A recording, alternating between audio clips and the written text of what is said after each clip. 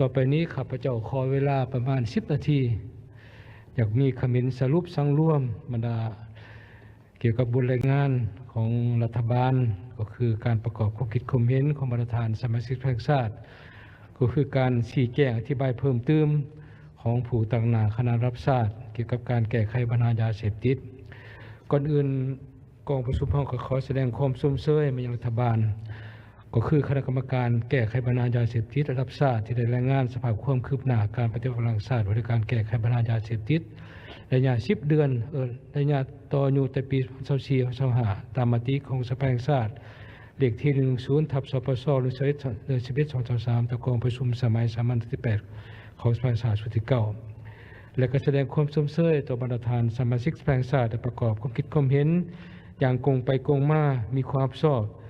ต่อบทรายงานรัฐบาลตามการเจ้าจิ้มของประธานกองประชุมซึ่งข้าพเจ้าสามารถสังร่วมได้ว่าการปฏิบัติการชาติในการแก้ไขปัญหายาเสพติดระยะ10 เดือนมานี้มีหลายอันใหม่เกิดขึ้นเป็นต้นรัฐบาลมีการแต่งตั้งคณะกรรมการแก้ไขปัญหายาเสพติดระดับชาติระดับท้องถิ่นรับสอบอย่างจริงจังเก่าและก็มีส่วนร่วมของทุกแขนงการเพื่อให้การปฏิบัติการชาติดังกล่าวนี้มีการหันเปลี่ยนอย่างแท้จริงคณะพรรคคณะแต่ละขันทางศูนย์กลางท้องถิ่นได้เพิ่มที่ความชอบของตนในการศึกษาอบรมพนักงานรัฐกรกรรมกรนักเรียนนักศึกษาประชาชนบรรดาเผ่าให้ยกสูงสติเคารพกฎหมายเห็นได้ผลห้ายของปัญหาจากสิทธิ์หลายขึ้นสามารถสร้างบ้านโรงเรียนสถาบันการศึกษากรมกองแขนงการสถานที่ปลอดยาเสพติดได้จำนวนหนึ่งก็มีทะยังเพิ่มขึ้นเจ้าหน้าที่สามารถแก้ไขหลายคดีทำลายหลายแหล่งผลิตแหล่งสุกเชืองครอบครองยาเสพติดหลายสมควรสามารถแก้ไขสภาพความบ่สงบความเป็นอยู่ในสังคมสร้างสภาพแวดล้อมเงื่อนไขอำนวยความสะดวกให้แก่การสร้างสาพัฒนาสิทธิสังคมโดยพื้นฐานแต่ถึงอย่างใดก็ตามผ่านการติดตามกฎกาของกรรมธิการของบรรดากรรมธิการเกี่ยวข้องของสภาแห่งชาติการประกอบความคิดความเห็นหรือการติดตามกฎกาของบรรดาฐานสมาชิกชาติประจำเขตเลือกตั้งก็คือการประกอบความคิดความเห็นของบรรดาฐานในกองประชุมครั้งนี้เห็นว่าการปฏิบัติพลังชาติยังมีข้อคงข้างสิ่งท้าทายจุดอ่อนดังนี้ 1. คณะพรรคคณะนำของบางแขนงการนับทั้งศูนย์กลางท้องถิ่นยังบ่ทันให้ยกสูงความสอบในการนำพาสิ่งนั้นอย่างเอาจริงเอาจังต่อการจัดตั้งพลังชาติโดยการแก้ไขปัญหายาเสพติดยังถือเป็นเรื่องปกติบ่ทันถือเป็นสนามรบทั่วปวงชนอันดับหนึ่งเป็นมาตรฐานเงื่อนไขหนึ่งในการสร้างขบวนการแข่งขันรักษาและพัฒนาก่อสร้างพรรคปลอดไซเข้มแข็งนักแน่นโดยติดพันกับสร้างการสร้างกลมกองแข็งสร้างบ้านปลอดยาเสพติดปลอดคดีจึงปฏิบัติบ่ทันได้รับมากผลเท่าที่ควรโดยเฉพาะอย่างยิ่งการสร้างบ้านสร้างสำนักงานองค์การกรมกองสถาบันการศึกษาโรงเรียนโรงหมอโรงงานบรรดาหุ้นการธุรกิจปลอดยาเสพติดยังบ่ทันบรรลุตามขาดหมายที่วางไว้ตามมติ110ของสภาแห่งชาติที่กำหนดไว้มหปัจจุบันนี้ทิศทางพรคือว่า 80% เด้เว้ากันเด้อันนี้เบิ่งไทยปี2025นี้เฮาจะประเมินขึ้นทีนึงเบิ่งสิได้บ่ 80% ตามเป้าหมายเฮานี่บางเทื่อสภาเฮาจะลงลึกประเมินคักแน่บรรดานี่บรรดาเขตเลือกตั้งแต่ประเมินเบิ่งได้บ่หรือบ่แน่มหปัจจุบันเห็นว่าในมีการมีส่วนร่วมของสังคมครอบครัวนี้และการจัดตั้งสังคมต่อการโฆษณาเผยแพร่สังคมฮู้ทางด้านกฎหมายผลให้ของจักรสิทธิ์ยังมีน้อยเกินไปโดยเฉพาะอย่างยิ่งต่อชายหนุ่มยิ่งหนุ่มนี่บ่ทันกว้างทันขวางบ่ทันหลายรูปหลายสีเนี่ยหลายบอนปล่อยปะให้เจ้าหน้าที่ปกสเป็นผู้เท่านั้นอันนี้ถือว่าคิดว่ามันยังบ่ทันสมเหตุสมผลปานใดบ่ทันไปตามทิศศีลนำของมติของสภาพอเถื่อจึงเห็นให้สติรับรู้ทางด้านกฎหมายความเข้าใจต่อผลหายของยาเสพติดในทั่วสังคมนี่ยังบ่ทันสูงบ่ทันลึกซึ้งยังเป็นสิ่งธรรมดาปกติเท่านั้นแสดงออกมีบางภาคส่วนบางแขนงการบ่ให้การร่วมมือกับเจ้าหน้าที่พวกเฮาผู้ประกอบการหนึ่งยังมีการปล่อยปะละเลยให้มีการมั่วสุม สิ่งเสพติดอยู่ทันทีของตนอย่างผิดกฎหมายการสร้างบ้านสถานีปลอดยาเสพติดยังบ่ทันมีคุณภาพสูงมีความจำเป็นต้องประเมินขึ้นตื้มอีกเทื่อหนึ่ง 3. ถึงแม้ว่ารัฐบาลมีการแต่งตั้งคณะกรรมการแก้ไขปัญหายาเสพติดระดับชาติและระดับท้องถิ่นขึ้นอย่างครบถ้วนมีทุกคณะกรรมการเข้าร่วมแต่เห็นว่าบางคณะกรรมการยังบ่ทันเคยตามบทบาทความสอบของตนขอดประสานงานแต่ละขั้นแต่ละคณะกรรมการยังบ่ทันกลมเกลียวแท้การปฏิบัติบ่ทันเป็นเอกภาพและการส่องแสงและงานของคณะกรรมการตามขั้นตอนเห็นว่ายังบ่ทันปกติเท่าที่ควรยังขาดตัวเลขข้อมูลที่ละเอียดแจ้งและงานยังแบบร่วมๆย้อนขาดการลงติดตามกวดกาอย่างใกล้ชิดอยู่หากฐานตัวจริงนะ 4. ประเภทสิ่งยาเสพติดเกิดขึ้นใหม่ในปัจจุบันเห็นว่ามีหลายอย่างชนิดแต่กฎหมายและนิติกรรมแต่กฎหมายยังบ่ทันกำหนดออกอย่างละเอียดเฉพาะจ้าแจ้งหัดกุมบ่ทันสอดคล้องกับสภาพความเป็นจริงการปรับปรุงแก้ไขปัญหาดังกล่าวยังมีสถานแก่ยาวจึงเฮ็ดให้มีความยุ่งยากต่อการดำเนินคดีต่อผู้กระทำผิดโดยเฉพาะเป็นผู้ต้องหาเกี่ยวกับสารเสพติดที่เกิดขึ้นใหม่อันนี้เถอะว่าเฮาก็ยังบ่ทันสำหรับการเถือในปัญหานี้อันที่5นี้ผ่านมาทุกเจ้าหน้าที่สามารถมั่งไล่คดีค้าขายขนส่งยาเสพติดหลายคดีสำรวจทำลายสวนปลูกฝิ่นหลายเฮกตาร์แต่บ่ทันสามารถมั่งในเป้าหมายที่เป็นหัวโปตัวการ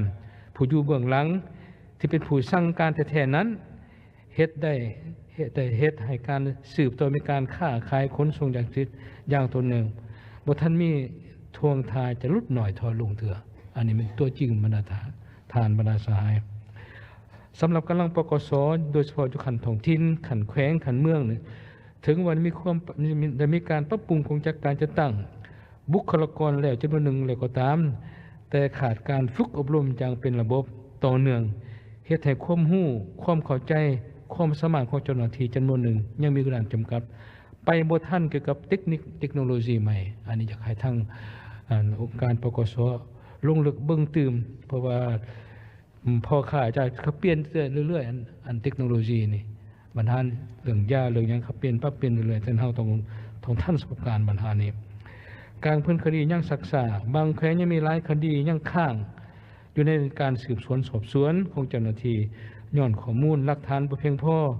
ตอบสนองศักษาเหตุการณ์กักขังพรางผู้ต้องหาเกินขอบเขตที่กำหนดในกฎหมาย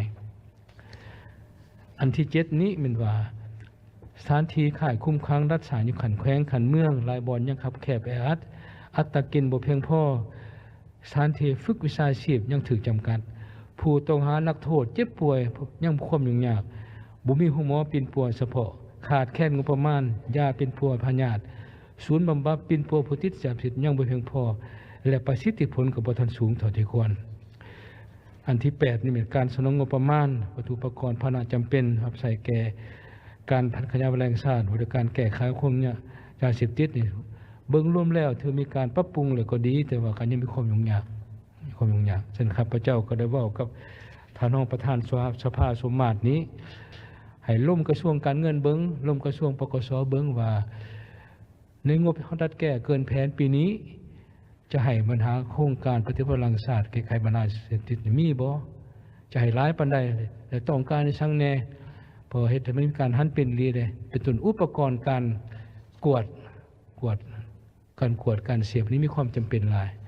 แขวงก็เสนอเด้บรรดาทานหลายแขวงก็เสนอคันมีอุปกรณ์ตัวนี้บางเธอจะช่วยให้การวิจัยปัญหาได้ดีขึ้นไวขึ้นและการมั่งคดีจะดีขึ้นอันนี้ก็เป็นความจำเป็นนึงที่ต้องให้บุริมชิตแก่คงเขตได้ตื่มอีกฉะนั้นข้าพเจ้าคิดว่าปัญหานี้มอบให้ท่านรองประธานสภาแห่งชาติผู้ชี้นำคงเขตการเงินเศรษฐกิจนี่เบิ่งตื่มร่วมกันตื่มอีกเทื่อนึงแล้วขอประสานงานระหว่างองค์การกระทรวงเกี่ยวข้องจัดตั้งประเทศตามรัฐ280ของรัฐบาลนี่เกี่ยวกับการฮิบทรัพย์ยึดทรัพย์นี่ถือว่ายังศักษาแก่ยาวการหันเปลี่ยนบ่ทันมีเท่าใดอันนี้อยากให้ทั้งกรรมธิการเกี่ยวข้องของสภาเป็นต้นกรรมธิการปกสกรรมธิการยุติธรรมสภาเพิ่มที่การติดตามกฎการเมืองเป็นยังจึงศักษาแก่ยาวปัญหานี้ย้อนเหตุผลที่สังทั้งที่จะควรจะดีกว่านี้หรือว่ากระบวนการเกี่ยวของสมทบกันเมืองข้าพเจ้าก็ฮู้ดอก เหตุผลนอกตัวในตัวจำหนึ่งฉะนั้นในทางปี2025นี้จึงเสนอรัฐบาลก็คือคณะรับทราบแก้ไขปัญหาจากสิ้นสืบต่อค้นคว้าแก้ไขบางปัญหาที่กองประชุมได้ตั้งขึ้นดังนี้อันที่หนึ่งเอาใจค้นคว้าวิเคราะห์วิจัยสาเหตุของปัญหายังเป็นข้อคงค้างเป็นอุปสรรคและเป็นขอดอุดตันในการปฏิบัติพลังศาสตร์ที่ผ่านมาจากนั้นก็กำหนดวิธีการมาตรการแก้ไขตัวจริงให้แทนเหมาะกับเก่าจึงจะสร้างกำแพงอันแท้จริงให้แก่การจัดตั้งปฏิบัติพลังศาสตร์โดยการแก้ไขปัญหายาเสพติดแต่นี่เป็นต้นไปหอดปี2025ให้มีการหันเปลี่ยนให้ดีขึ้นกว่าเก่าอีกอะไรพอเขาสิสรุปได้ปีหน้าเนี่ยจะต้องมีการหันเปลี่ยนแท้ๆตัวนี้นะอันนี้ขอให้พวกเขาผู้แทนเขาช่วยติดตามกฎการช่วยประกอบความคิดความเห็นตื่นอีกอันที่สองนี่สืบต่อโฆษณาสร้างความรู้ทางด้านกฎหมายผลหายของยาเสพติดนี่ให้กว้างขวางลึกซึ้งหลายรูปหลายสีกว่าเก่านำใส่หลายกำลังแห้งเขาตื่มอีกเป็นต้นศูนย์กลางสนุมประสุทธิ์ลาวนี่ศูนย์กลางไม่ยิ่งลาวนี่ศูนย์กลางในลาวสร้างศาสตร์นี่องค์แล้วก็เขาว่ายังสาพันธ์เก่าแห่งศาสตร์ลาวเสียผู้เพิ่นมีบทบาทหลายอยู่ขันบ้านหลายคนก็เป็นการนำของบ้านของเมืองอาวุโสอันนี้นำใส่หมดกับแนวยังอันนึงนี่เขาขาดบ่ได้ที่มีกี่ท่านห้องประธานสภาประชาชนนครหลวงวิจันทร์ก็เว้าว่าครูบาอาจารย์บรรดาบวชนักสูตรต่างๆนี่เขาก็ฟังแต่สูตรขั้นศีลหาแน่นอนคู่มือแต่ว่าบ้าก็นิมนต์เพิ่นบ่รู้มาสูตรบ่รู้ยาเสพติดนี่ในเวลาบุญศีลกินทานต่างๆบุญใหญ่ๆนี่ให้เพิ่นเว้ามึงดูพอตัวไม่ออกพอออกไปวัดตะเตือนมาเอามึงดูข้าพเจ้าขอให้กำลังปกสนี่เชิญศูนย์การสังสรรค์มาเขาส่งภายในมาว่าองค์การเมื่อได้ก็มีโอกาสพบปะกับองค์การพุทธศาสนาสัมพันธ์ลาวให้พวกเพิ่นช่วยข้าพเจ้าพวกเพิ่นก็จะช่วยบ่มีปัญหาหยังอันนี้กำลังแห้งแล้วได้บรรดาทานบรรดาสหายนี่บุคคลปะพอคนลาวเชื่อถือพุทธศาสนานับถือในพุทธศาสนาฉะนั้นกำลังแห้งตัวนี้บุคคลปะนั้นฉะนั้นข้าพเจ้าเสนอให้เฮ็ดตัวนี้มันแข็งแรงถึงศูนย์กลางสนุมศูนย์กลางมียิงลาวสาพันธ์การแห่งศาสตร์ลาวแล้วลาวสั่งศาสตร์ขันศูนย์กลางควรเข้าความจริงจังปัญหานี้อันนี้ข้าพเจ้าอยากเฮ็ดเป็นมิตรนะเป็นของทั่วโปร่งส้นแท้จงกำกับร่างการเมืองตัวให้มันได้ฉะนั้นขอให้ทั้งท่านประธานสภาประชาชนแขวงทั่วประเทศให้ช่วยกันเว้าปัญหาในตื่มอีกนำคณะกรรมการรับขันท้องถิ่นก็คือท่านผู้ตั้งหน้าคณะกรรมการรับทราบแก้ไขปัญหายาเสพติดเพื่อเฮ็ดไหนเพื่อโฆษณาเนี่ยมันก้องควงขึ้นกว่าเก่าอีกเนี่ยอันที่3ให้กฎการขึ้นบรรดากฎหมายบรรดากรรมไต่กฎหมายที่เกี่ยวข้องที่ยังบ่ทันครบถ้วนอันใดบ่ทันมีหรือบ่ทันสอดคล้องด้วยผลนิติกรรมที่เป็นบ่อนอิงให้แก่การปฏิบัติโทษต่อผู้กระทำผิดเกี่ยวกับปัญหายาเสพติดที่เกิดขึ้นใหม่เพื่อห้องรับให้แก่การตัดสินคดีตามกฎหมายกำหนดไว้ปัจจุบันโทษผ่านชีวิตก็ได้เว้านะในกฎหมายกำหนดแจ้งนะแต่ปัจจุบันยังของข้านิติกรรมร่วมกฎหมายก็จะไปเฮ็ดซะเพราะว่าสิมัดสมัยที่นี้แล้วสมัยที่เก่านี่แหละดีสุดคนปีหน้านี้ก่อนสิ้นสุดเวลาเอกสารควรนำใส่มาตรการร่วมกฎหมายเติมในการประหารชีวิตนี่สิรับในเฮ็ดได้แน่สิซักยาบ่หรือสิยิงเป้าบ่ก็ขอให้ทางวิชาการเกี่ยวข้องไปค้นคว้านำกันซะเพื่อบ่แก้ยืดแก้ยาวอีกข้าพเจ้าคิดว่านี้มันว่ามีกฎหมายอยู่แล้วกฎหมายเกี่ยวกับกฎหมายเนาะอาญาเนาะกฎหมายอาญาเดี๋ยวเว้าหมดข้าพเจ้าว่าแจ้งสมควรแหละแต่ว่าเฮ็ดบ่ทันได้มาตรฐานบรรทายฉะนั้นก็ขอให้ไปค้นคว้าซะสิคนแน่ๆต่อไปนะอันที่4นี้จะให้เอาใจใส่ปรับปรุงฝึกอบรมทักษะการเป็นมืออาชีพให้แก่กำลังปกสหลายขึ้นและเป็นปกติต่อเนื่องโดยเฉพาะปกสขันเมืองขันบ้านนี่อันนี้คนเฮ็ดเป็นประจำเป็นราย3 เดือน6 เดือนปีนึงบ่ก็แล้วแต่อันใดเทคนิคใหม่ควรเผยแพร่ไว้ก็แลกเปลี่ยนบรรดาองค์การจัดตั้งสากลเขามีบทธรรมบทเรียนให้คำมาสอนก็ได้หรือว่าให้ข้อมูลก็ได้ครับพระเจ้าว่าเวียกนี้ถือว่าทั่วโลกให้การหูมือมัดบ่มีวันใดดอกสิปฏิเสธคณะพระเจ้าผู้พันหูมือดีของพระเจ้านี่เสนอรัฐบาลสนองงบประมาณภานะอุปกรณ์รับใช้ที่จำเป็นเพื่อเขาเจ้ามีความสามารถเป็นเจ้าตนเองในการจัดตั้งปฏิบัติทางศาสตร์โดยการแก้ไขปัญหายาเสพติดอยู่ขั้นหลักฐานเป็นเจ้าตนเองอันนี้เฮ็ดบุญดูให้ ให้ท้องถิ่นครอบครัวเป็นเจ้าตนเองแก้ไขตนเองอันนี้ยากจะให้เจ้าหน้าที่เอาไปเกี่ยวของนำอันนี้จะเป็นประชาชนเป็นเจ้าแท้นี่แหละนั่นและยกสูงความชอบต่อหน้าที่การเมืองของกำลังปกสผู้ลุดพรปรากฏการนักโทษตนนี้อันนี้ก็มีสภาพนี่แหละค่อยๆพยายามกวดขันกันซ้ำปัญหานี่อันสุดท้ายนี้เป็นว่าอยากให้เพิ่มที่เอาใช้ติดตามกวดกาศึกษาอบรมประชาชนสังคมโดยเฉพาะอยู่เขตทางไกลซอกลีกธุรกันดารบ่ให้ลักลอบปลูกฝิ่นอีกพืชที่มีสารเสพติดทั้งสุญูส่งเสริมและช่วยเหลือเขาเจ้าเข้าร่วมในโครงการปลูกพืชทดแทนให้หลายขึ้นหันเป็นอาชีพแบบถาวรมั่นคงพร้อมทั้งติดตามกวดกาดำเนินมาตรการด้านกฎหมายต่อกลุ่มนายทุนผู้สนองทุนอยู่เบื้องหลังอย่างเข้มงวดและเด็ดขาดตื่มอันนี้เป็นว่าถือว่าคำคิดคำเห็นที่ข้าพเจ้าสามารถสั่งร่วมต่อการปฏิบัติศาสตร์ที่2ที่บรรดาฐานสมาชิกทางศาสตร์ได้ประกอบความเห็นได้แสดงความเป็นห่วงเป็นใย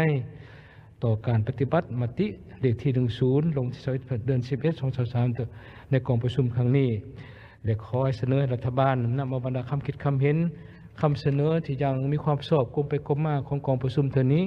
ไปพิจารณาคนขวพิจารณามุ้นไส้เพื่อให้แถการปฏิบัติศาสตร์